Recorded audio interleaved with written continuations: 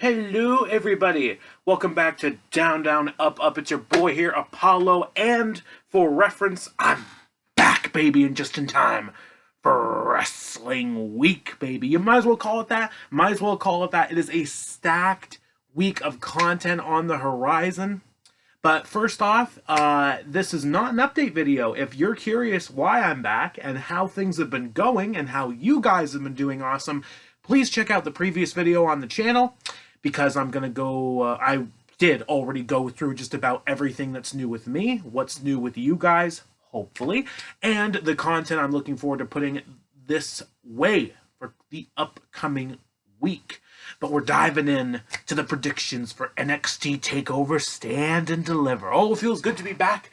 And for a TakeOver 2 nights, just the best. What more can I ask for?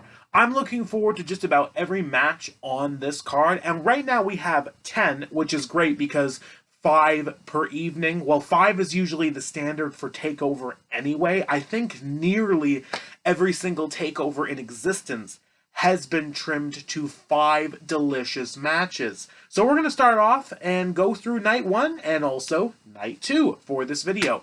I'm pretty sure we have everything announced as is, and I'm not expecting any changes. So let's see what we can dive in here. Let's go. So for night 1, we've got Pete Dunne versus Kushida. This one surprised me.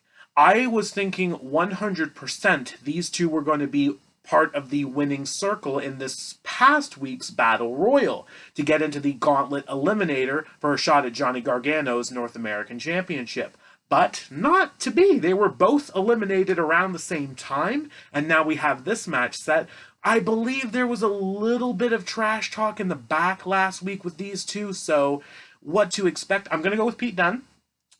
He's just a lovely ace at this point. Match quality, hands down, lovely. Him and Finn Balor had a lovely match at the previous TakeOver, TakeOver Vengeance Day, I believe it was. And the way it was going, it could have gone either way. But Pete couldn't come up on the winning side that night. I'm sure he's going to get it this time. Kushida in NXT has been a very strange story, and one I wasn't expecting to stay down this far. Although I'll admit I was a full Johnny Gargano motion for their match at TakeOver Vengeance Day. I'm referring to Kushida and Johnny for the NXT North American Championship, where Johnny retained. Surprised a few people, but his way stuff has been just going so well right now. He is so entertaining. Didn't really see the point of him dropping it then. And Kushida stays sort of down in the less relevant mid-card, lower to cruiserweight card, even though they're not really keeping him much in the division these days. So I'm thinking it's going to be a great match, but Pete Dunne is going to get the better of him that night, and life goes on. Moving on, and this is the part where, yes, I am using my phone for this. There's no way I have these matches set in the order I want to talk about them. So let's pull up night 1 and take another look at this. Okay, this is a mood. So this match, for me at least, has come out of nowhere. Absolute nowhere for TakeOver. Walter's back. He's defending his NXT UK Championship against Papa Ciampa. Tommaso Ciampa. Walter. NXT UK Championship. Where do I even start for this? I just don't know how to picture this match. I do love the teasing with Imperium these days. It looks like they have been on a recruitment for new recruits. It looked like Killian Dane was maybe in their grasp, but now they're looking for Mr. Timothy Thatcher, a.k.a. Ciampa's tag team partner as of late, even though they couldn't win the Dusty Cup. But I'm not sure what to expect, because it seems like COVID-19 has ruined some of the plans for this. Alexander Wolf and Timothy Thatcher apparently are on the shelf right now. I don't know if they'll be back in time for TakeOver to see where the plans go from there. But I am picking Walter. I cannot see Ciampa being the one to do it.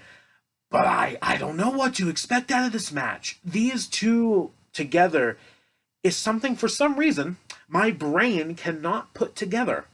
So this is something that I really need to take in with my eyes and hopefully enjoy and possibly even match of the night. I'm not sure. But I don't see Walter losing here. He's had it, let's be honest, forever. I'm pretty sure at this point It's more than 2 years. Or at least it's close. It is darn sure close to 2 years at this point, because I'm pretty sure he won it the TakeOver before WrestleMania in 2019. So TakeOver New York 5, the unnamed one, I'm pretty sure. I don't have the date in my head, but he must be close to 2 years at this point. He's got to be like super close to it. Who knows? Maybe the night they fight will actually be 2 years to the day he's had it. I can't see Ciampa getting it as much as I'd love to see him back with a world championship. Walter's going to win. If someone's going to beat him, I hope it's Rampage, because, oh, that is a man I've been waiting to come to NXT for a while. I have seen him absolutely decimate his opponents in the Indies. I miss him. I'm glad he's in NXT UK. And so help me God, if Dragunov couldn't be the one to do it, I hope it's Rampage Brown. But let's move aside. Let's go into the next match, even though I'm pretty sure I have it in my old head. Let's go back to the phone and see what we got. Okay, it's actually time to talk about the Gauntlet Eliminator. So in this match, we got 6 people. They survived the Battle Royal on NXT and also determine which number they'd be entering this match. We've got Leon Ruff and Isaiah Swerve Scott starting this match, and then coming out next, Bronson Reed. After that, Cameron Grimes. After that, Dexter Lumis. And finally, the newest addition, LA Knight. This match is going to be fun. I might as well throw that out of the gates now. I'm really looking forward to a gauntlet on TakeOver, let alone a gauntlet on pay-per-view. They can just be the funnest matches, and having one of those on a big show, no pun, is a lovely time. It's a lovely time. I can't really be more descriptive than that. But who to pick? This is hard. I didn't think it would be this hard, but it is. To go through it easy, Leon Ruff and Swerve Scott are going to get the job done. They're starting, hopefully, a nice little match. I'm expecting Swerve to get his revenge on Ruff and win the first match, and then out comes Bronson Reed. I think the final 2 in this match, I'm going to put it simple as this, it's going to be Bronson Reed and Dexter Lumis. 2 of the biggest, I want to say, 2 of the biggest shining stars from that breakout tournament they did, I want to say at least 2 years ago at this point, maybe even a little bit more. No, I'd say maybe around 2 years was the right point. And I want to see what they've got, because frankly, I've already seen Grimes and Lumis enough. I don't need those 2 to be the final 2. But no, you know what? I already got that wrong, because LA Knight, he's already the last person in. So no, I guess when it all comes down to it, I think it's got to be Lumis. They've had him in the Gargano business for quite a bit now, since he kidnapped Theory at the last TakeOver and all that silly therapists skit. It's just great. They're all lovely and fun together. So not giving Lumis this title match doesn't really make any sense. So yeah, I'm expecting Reed and Lumis to put in the work. Lumis escapes, and then he gets his revenge on LA Knight, who eliminated him in the Battle Royal. So that's my thoughts on it. LA Knight could surprise a lot of people and get the win here, and we actually set up LA Knight and Gargano for the championship. But he's a bit too new. We've already put so much stock into Lumis as is. It just doesn't make sense in my mind if Gargano wouldn't have Lumis for TakeOver. They are 1-1 in singles competition as of late. It's gonna look good setting things up, and I can't really think much more of a reasoning for that. If there's going to be a swerve, it's going to be somehow a draw in the last match with LA Knight and my pick, Lumis. And we get a triple threat the next night, but that seems a bit too much to ask for. So my pick for the Eliminator is Dexter Lumis. Moving on. I'm pretty sure it's time to talk about the Tag Team Championships. It is. So, Legado del Fantasma, Raul Mendoza and Joaquin Wilde, taking on the Grizzled Young Veterans, featuring Zach Gibson and James Drake, and then the newest boys of NXT, and apologies, the names have not set in yet, MSK, Wesley, and Nash Carter, also the winners of the Dusty Cup. They surprised me. I'll be honest, I did not see them winning against the Grizzled Young Veterans at the last TakeOver. And now with, unfortunately, Oney Lorcan And Danny Burch, well, it's Danny who's on the shelf because I'm pretty sure of a separated shoulder. Titles made vacant. They're put up for grabs in this triple threat match. Why Breezango are not in this match, I have no idea. I am going to shout out my complaints to that right now because terrible. It's Breezango. That's all I have to say. But I'm going to make the safe pick here. I'm going to go with MSK. We've already given them the cup. I feel like the tag titles are a necessity to this. If there's a surprise I'm looking forward to, it might be the veterans getting them instead and delaying the inevitable.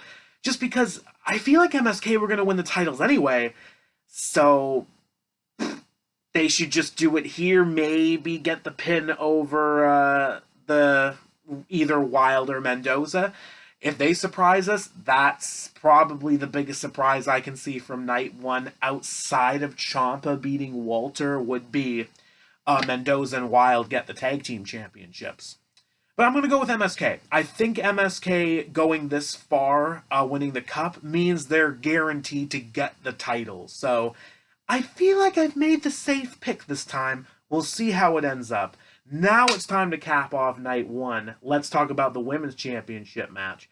First of all, overdue, and I mean that with all respect. They have done a good job making me wait for this match, because ever since War Games, where Raquel Gonzalez stepped out of a lot of shadow by beating Shirai, I've been wondering when she's going to get her shot, and it's this takeover. Io has been so great as champion for nearly a year. She's been unstoppable. She's delivered constant quality. But how do you stop this lady? How do you stop Raquel Gonzalez? I'm not seeing it. And the one thing that might ruin my pick for this is Dakota Kai. I feel like they should have been broken up by now, with Dakota Kai either screwing up Raquel's win streak as of late. When they lost the tag team championships the first night they were gifted them, I thought that was a guarantee that Raquel would turn on Dakota, but it hasn't happened yet. So I'm thinking either Raquel Gonzalez is going to beat Io Shirai for the championship, or Dakota Kai will accidentally cost Raquel Gonzalez this match. But because it's the main event for night one, they've been saying this is the main event for night one, I'm going for Raquel Gonzalez, new NXT Women's Champion, eventual breakup with Dakota Kai, and Io Shirai maybe goes to the main roster, but I'm not a huge fan of that decision, as am I not a huge fan of that decision for a lot of NXT talent. But we'll see what we get. I'm optimistic about this. I pick Raquel Gonzalez. Now let's jump into night two. Let's see what night two's got for us in this lovely list of matches. Okay, the latest match would be the Women's Tag Team Championships up for grabs. I love that NXT has them and are making them important. Ember Moon and Shotzi Blackheart. First off, I thought they'd win the Women's Dusty Cup, but they didn't. But now they're the Tag Team Champions, so everything in my head has worked out for those two. Well deserving, especially Shotzi. Glad she's finally made her mark. As far as Ember goes, this is great for her, but she's been there before. Although, it is something new for her. Tag Team Championships. They're defending against Candice LeRae and Indy Hartwell from the way, and it's a bit tough in my head of how I want this to go. But because this is more last minute, I'm going to go for Ember Moon and Shotzi Blackheart. I think they are going to be keeping those championships. I don't see them losing 2 takeovers. Actually, it would be losing 3 takeovers back-to-back because they lost at War Games, too. So, no, as much as I'd love to see Candice and Indy take it at one point, I don't think we should do it right away, have Ember and Shotzi work with them for a bit longer, and then maybe give them to Candice and Indy, just not now. So I'm going to go for the champs to retain on this. The next one to talk about, I don't even need to check my phone for, Cruiserweight Championship Unification Ladder Match. Oh, Santos Escobar, Jordan Devlin in a ladder match. Thank you, Shawn Michaels. Thank your creative team. That was one of the best things I've seen when Shawn came out and put that ladder in the ring. I am looking forward to these two decimating each other in this match. This has Michaels, Ramon written all over it. I cannot wait to see how these two are going to make it work. And I'm picking Jordan Devlin. It's the right thing to do, and WWE as of late has honestly done the right thing when it comes to champions coming back. Escobar has also held it for quite a long time now.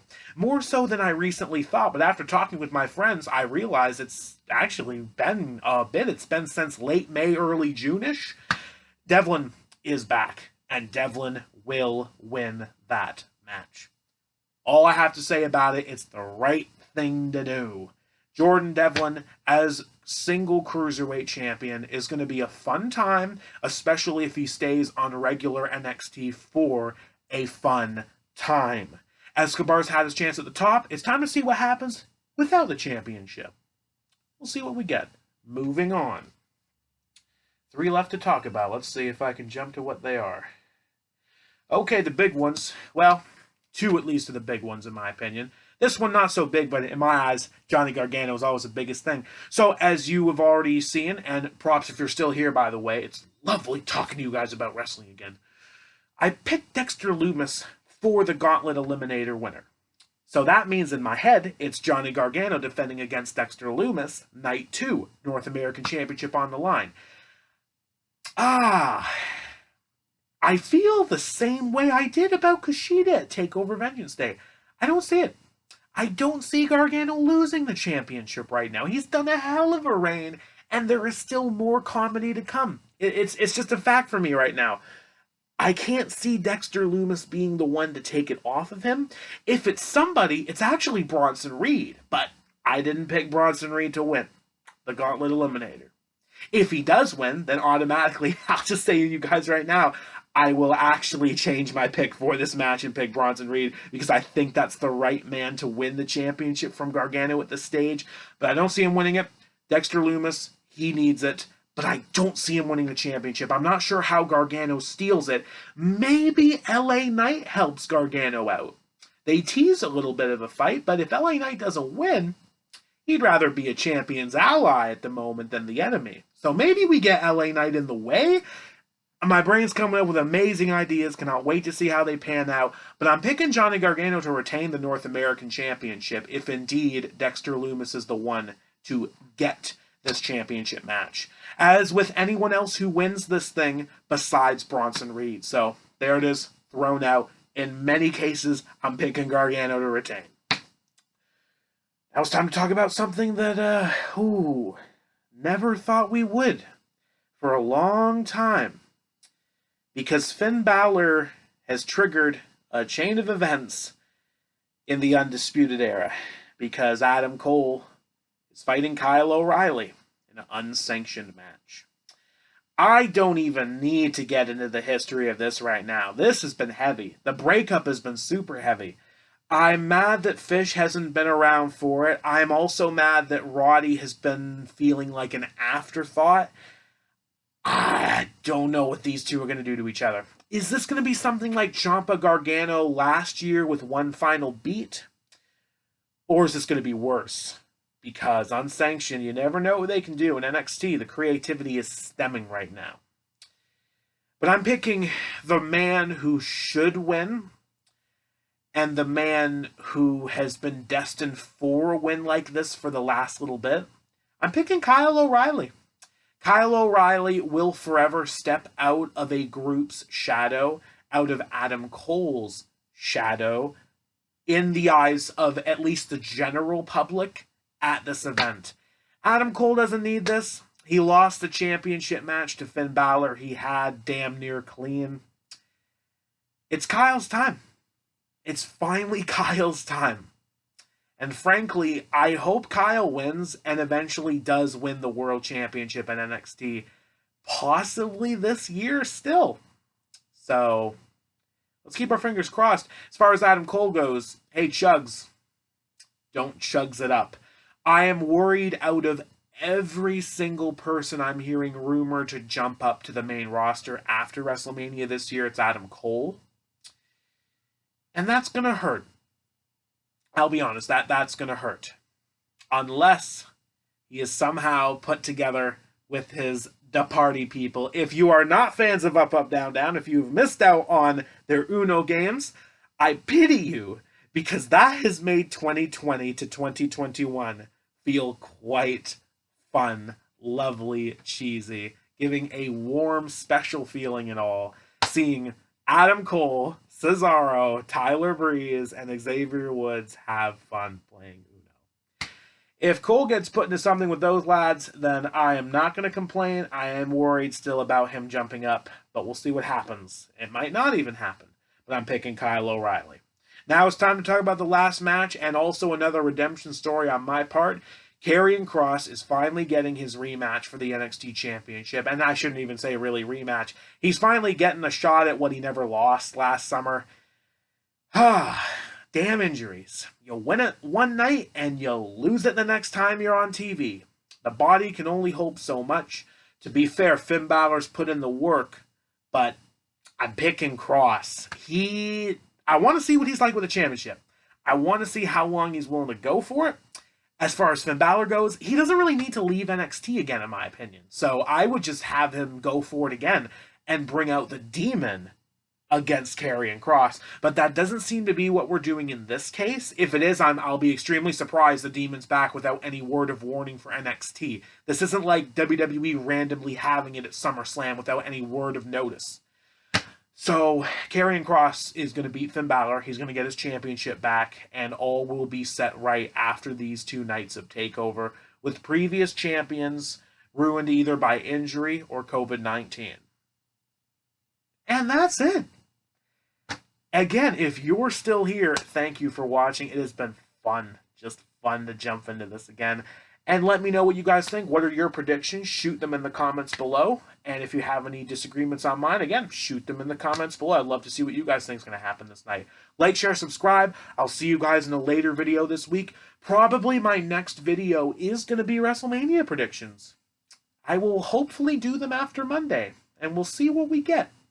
Have a lovely day, everybody. And again, for the channel, updates, everything new going on, check out the previous video. If it's up, I will have it in the link in the description. And I think that's about it. I need water. I need a big H2O break. See you guys in a later video. Keep it real.